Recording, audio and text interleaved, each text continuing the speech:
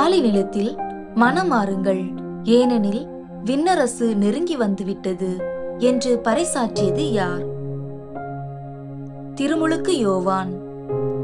பாலை நிலத்தில் குரல் ஒன்று முழங்குகின்றது என்று திருமுழுக்கு யோவானை குறித்து இறைவாக்கு உரைத்தது யார்? இறைவாக்கினர் எசாயா. யோவான் எதனாலான ஆடையை அணிந்திருந்தார்?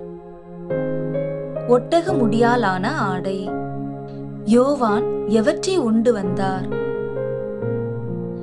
வெட்டுக்கிளியும் காட்டு தேனும்.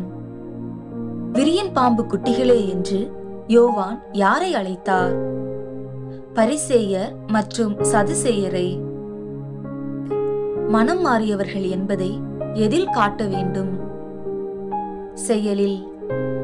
நற்கனி தராத மரங்கள் எல்லாம் வெட்டப்பட்டு எங்கு போடப்படும்? தீயில். இயேசு யோவானிடம் திருமுழுக்கு பெற எங்கிருந்து யோர்தானுக்கு வந்தார்?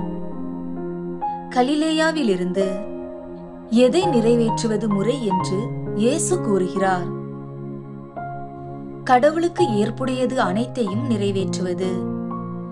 இயேசு திருமுழுக்கு பெற்றதும் கடவுளின் ஆவி எதன் வடிவில் அவர் மீது இறங்கியது?